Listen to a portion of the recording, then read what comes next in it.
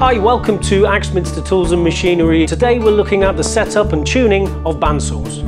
So as a company that's been dealing and selling bandsaw blades for over 46 years, a common thing that the customers get, and we have lots of conversations with customers about this, is frustration with their bandsaw. They've fitted a new blade and they just think instantly it's going to cut through, it's going to cut straight. But a lot of guys really struggle with this, so we thought we'd spend a bit of time putting a video together. I'm using my kind of 30 years of experience with bandsaws just to help you get the very best from your machine, to get them performing and cutting like this. Stick with me, let's do it. Okay, so as you can see, I've taken the table off the machine. I've taken the blade off the machine just so you can see the bottom guide set.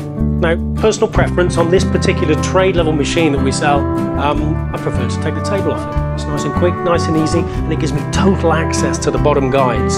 So the first thing I'll do, the first thing I check before I put a blade on is for debris on the bottom wheel and on the top wheel, because number one cause of vibration on a bandsaw is muck on the bottom wheel.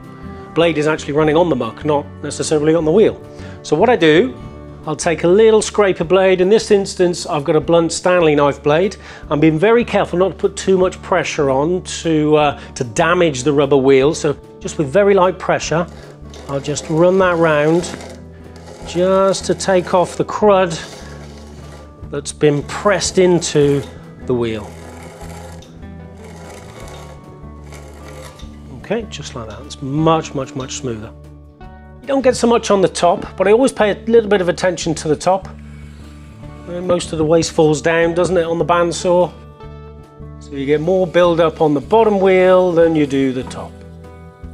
Just very light lick over with this tiny little scraper blade. And then that's just going to ensure that my blade that I'm going to put on is running on the wheel, not on the muck on the wheel. Okay, so next, now I'm not happy that the wheels are clean, I'll give the guide set a clean. Now, as I said, you don't have to take the table off your bandsaw. It makes it a lot easier if you do. On this particular model, it is really easy to do. But what you can see, I've got total and clear access to the bottom guides to get those cleaned and set perfectly. So maybe I'll just give them a little brush out all round, and just having a look for any debris, any little bits of wood chips or little offcuts that have been stuck down inside the guide set that could prevent the guide set moving and doing what it needs to do. So once we've got guide set and wheels clean, what I do then is open up all the bearing guides out of the way. I'll back them off, I'll open them up so they don't at this point make contact with the blade. Just in case we start the machine and the blades are in the wrong position and these bearings come into contact with the teeth, which is a big no-no. The body of the blade behind the teeth, yeah, but not the teeth. It's an instant, quick way to ruin a brand new bandsaw blade. So, top tip, back the guides off out of the way. This machine, again, nice and easy to do it. Both guides are released, and with a simple cam, we can open them up out of the way. I'll back off the rear thrust roller and back off again both sets of side guides. And I'll do this top and bottom. Don't neglect the bottom guides just because they're sometimes a little bit more difficult to get to. We must pay attention to them. They're as important as the top guides. Now that is nice and clear for me to get that blade running through those guides and get it set on the wheel in the correct position first. So I want to do some dead straight cutting, so I've got a 1/2 inch 6 TPI ground tooth blade from the Excalibur range to put on. It is a brand new blade, so I know that it's going to be perfect out of the box, but if it wasn't a brand new blade you were putting on, it's always worth just giving it a little look. We're looking for twists, we're looking for cracks, and it's good just to hold up to the light.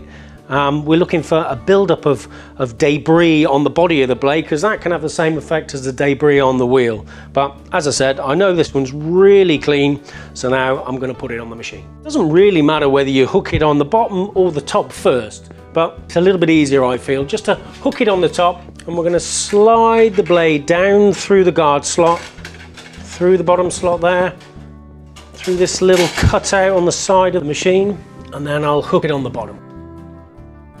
But if you have a trouble with hook it on the bottom and the top comes off, you hook it on the top and the bottom pops off. Here's a little tip for you. Just get a couple of little spring clamps, hook it on the top, and then just put a couple of spring clamps on just while you get everything positioned on the bottom. Just makes life just a little bit easier if you're struggling, particularly on a long, skinny 1/4 inch bandsaw blade. That can be a little bit tricky to do.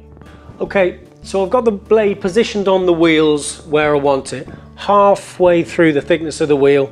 And the reason we do that is the wheel's got a camber on it. It's got a slight curve on the edge here, and that stops the teeth from digging into the wheel. And it doesn't flatten the set off one side of the bandsaw blade. So the set that, you know, you got one tooth bent one way, one tooth bent the other. With high tension, sometimes if this is running on a flat wheel here, it can pull the set off the inside of the blade here. So with that slight curve, the teeth are making very, very, very minimal contact with the wheel itself. It's the body of the blade that is actually sat in the middle of the wheel. So I'll put some tension on, so I'll just quick release lever. Another nice thing about this particular bandsaw, we can just take up some of the tension with the quick release lever. We're not at full tension yet, so I just need to crank this top knob up. The wheel will subtly, gently lift up, putting more tension on as we go. And we've got a tension indicator on the back of the machine here, just to give us a rough guide that we're there or thereabouts with our tension. So what I'll be doing, I'll be checking in this area here. Now I much prefer to check my tension in this area, purely because we've got blade guides here designed to restrict blade movement, and if we've not withdrawn them enough, it's difficult to get a true idea of where our tension's at. So I always check it here, because between this point and this point there's nothing coming into contact with the blade in the middle there. So it makes life a lot easier. So I'll crank up that top wheel and I'll be checking the tension. Now, how much tension? That's always a question we get. I like about a centimetre, about 3/8 of an inch of movement on my blade here. I think if I can touch the body of the machine with the blade, it's too slack.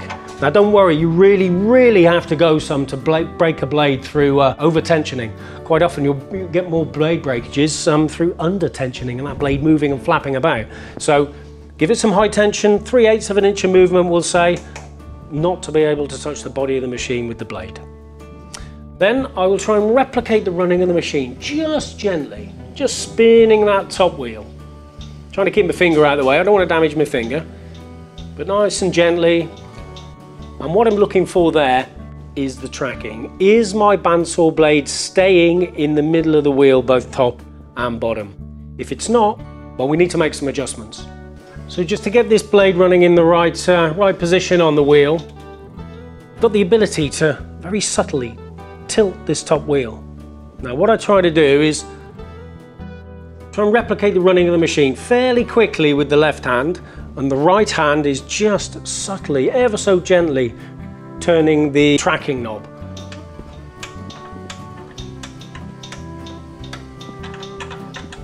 So very fast movement with the left hand, and quite slow, subtle movement with the right hand on the tracking knob. Just keeping an eye on where that blade's running until we find the center of the wheel, and then we'll lock it off. Okay, so now the setting of the all-important guides. Now it's important you get these correct. So first step, what I tend to do is, obviously with the guide travel, the up and down of the guides here, I like to have it kind of halfway along its movement, just in case there's any variation. This doesn't come up and down perfectly straight, perfectly parallel. This particular machine's really good for this. Everything's very, very precise. But some of the less expensive machines, this isn't absolutely perfectly parallel, running up and down with the blade. So what I tend to do, is just find kind of halfway along its travel and then lock it off. What I'll do then is I'll be looking to set the rear thrust roller. So let's have a close look. Now, when the machine's free running, I mean no timber being put through it, but actually running turned on, no guides come in contact with the blade at all. So the rear thrust roller, I like 1 millimetre away from the back of the blade. All right. So the gap at this point from the back of the blade to the front of the bearing is 1 millimeter. And I'll make sure both are locked off nice and tightly. What I'll do after that, I'll adjust exactly where the position of the side rollers are in relation to the teeth really on the blade, because what I don't want is, as I said before, is this lovely nice new bandsaw blade coming into contact with the teeth, coming into contact with the bearings. It's an instant blunt blade, and a mistake I'm sure a good few people make, to be honest. So what we'll do, we'll retract that, and what we're looking for is for the face of the bearing to be about 2 millimeters away from the gullet line. It's nice and easy to do. A little bit too close. There we go. And we'll do the bottom over here. You can see the beauty of being able to take this table off. Really see what we're doing. Otherwise it's really dark and awkward under there. There we go. So next step is to set the 2 bearing side guides. Now you can clearly see that they are too far away from the blade, and we really have, even with a good sharp blade and nice tension, we've got the potential for this little bit of wandering. So what we'll do is bring these guides in to just away from the blade, not quite touching, not 1 millimeter away, that's probably still a bit too far away, but not quite touching. Some people like to use a little feeler gauge, and what I found some people do is they'll take a corner of their bandsaw blade packet and use that as a feeler gauge just in this point here, because it's about the right sort of thickness, right sort of distance from the blade. Personally, I like to do it just a little bit different. These are on cams, so they'll roll into the blade and away from the blade, and I'll just gently rotate the wheels, roll the bearing in till it just makes contact and start moving. You see that? And then back it off till it stops. Then I'll do the other side, just the same, roll it in till it just starts moving, back it off till it stops. And I know that those 2 side guides then are very, very close, but not quite making contact. And completely silent. Nothing is rubbing on the blade at all. The only kind of little rubbing noise you should be able to pick up is the brush running on the wheel. I'll do exactly the same down the bottom, bringing those 2 side guides into position, and then I think, you know, we've got guides, we've got tension, we've got tracking, we've got the right blade for the job. It's time to put the table back on and get square. Okay, so we've got tension, tracking, guides set in the correct position. I'll put the table back on, but you know, if we're looking to get very, very precise cuts, nice and straight, nice and square, maybe we want to cut some veneers, we need to make sure that our blade, firstly, is square to the table. Now, clearly, even with my dodgy eyesight, that isn't quite right. So we need to make some adjustments to the machine just to make sure that in this area, we're square. Now, I tend to always check on this side, not so much on this side, because we've got a slice through the table there that helps us get the blade off if we don't take the table off. I mean, although that's precise, it's nice and flat and level, I always like to check it on a really good, clean, solid surface there. So it will always, myself, will always be checked on this particular side. It isn't right, let's make some adjustments. So to get this table square, we've got a little stop bolt that's located underneath the surface of the table. I'm just going to wind this stop bolt down, and you can hopefully see that we're getting squarer and squarer. Let me just stop there and just offer it up. Not quite right, still got a little gap down the bottom. Now this really, once you get your machine from new, do this, set it up. As long as you lock everything tight down here, it's one of those set and forget things. You don't need to do it again. Because I tend to find that it stays where you need it to stay. And if you do take the table off to change the blade, or even if you're tilting the table to get you a particular angle of cut, then once you get that table back down to its square position, flat position, it goes back perfectly square. Now, by my eyes, it's pretty good. I'll just check from the front. And if it's difficult to see what's going on, maybe the light isn't great in your workshop, I do tend to put a little light behind it, or even a light white piece of card or piece of paper, just so I've got a white background so I can see through and see whether we're square. So what we're looking for ultimately is that when our square's against our table and our blade, we've got no gap in this area here. Our table is now set square to our blade. Okay, so one final thing, just to make sure that if we're looking to pick up any angles through tilting the table, I'm going to set this to 0. Now that I know that I'm square and in effect it's 0, I'll set this to 0 and lock it off. Okay, so really the final thing we've got to do is make sure our fence is set in the correct position on the table. It's got to be parallel in line with the blade and square to the blade as well. So we've already taken the time to make sure that happens. We need now just to make some minor adjustments to make sure it's square there and in line with the blade. First, we'll get it square. So I'm now going to check the fence is square to the table in this place here. For this, I use the trusty engineer square, little 6-inch engineer square. Kind of, in my opinion, one of the woodworker's best friends, because it really does help get your machine set up very, very precisely. And a machine that's cutting square, cutting straight, it certainly saves you a lot of work cleaning up afterwards. So this is what I'm going to do. I'm just flat on the table and then up against the fence, and we'll have a look in this area and see how square we are or are not. So we can see we've got a bit of a gap at the bottom, nice and tight at the top, just meaning that this fence isn't quite square to the blade. So let's make some little adjustments just to get everything running perfectly straight, perfectly parallel. Okay, so the adjustment to get your square, to get your fence square to the blade and square to the table is, most of the time, most machines, it's all in the fence rail. So we slacken off these, and then that gives us the ability just to move the fence rail a little amount just to get our blade square. Tighten up the table, get the square up against, and then make just subtle adjustments, just bringing in the square, and then pinch it up when we're close, double check. That's good. And then lock it off. One final check. And there we go. We absolutely now have a fence that's square to the blade, blade that's square to the table, meaning that our fence is square and straight, running parallel with the blade.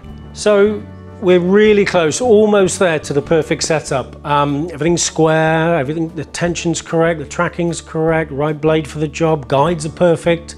The one thing we've got to ensure now is that our rip fence is running parallel with our blade cut.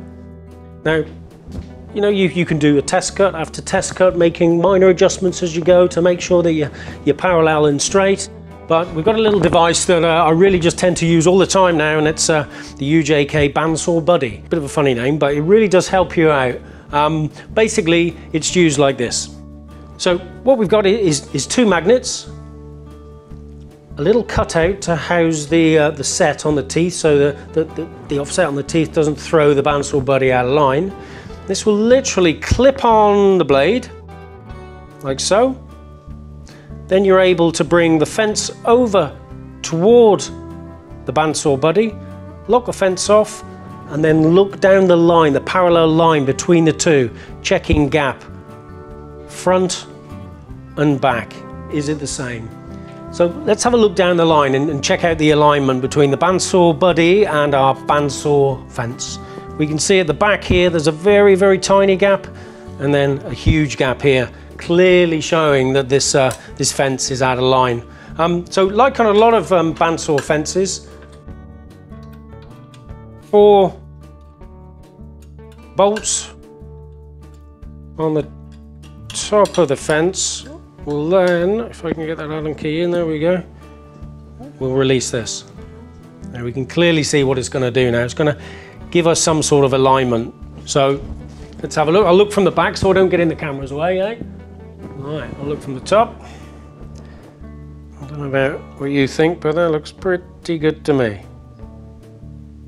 So once we're happy with our alignment, and what I'm looking for again is this gap here versus this gap here. If you want to use a little gauge, actually this pencil's coming in quite useful. Alright, so maybe we're a bit tighter there than we are there. All that says to me is that's got to swing around a little bit, and that is looking parallel. So once we're at that point, and the gap here is the same as gap here, because all this bandsaw blade's doing, this bandsaw body's doing, is extending, exaggerating the width of this blade, so we've got a better sight line. Because trying to do the very same across that sort of width is impossible. So it extends the width of your blade and gives you a really good sight line of what your fence is doing in relation to the blade itself. So once we're happy there, we will tighten these four up. And I'll double check it hasn't shifted while I've been pinching them up. I don't think so. Okay, so I'm happy there with my alignment, so I'll take that off. Conveniently attach it to the side of the machine using the magnets. So I think that's about it. I think we're ready to go. Let's close the door, turn the power back on and do a test cut.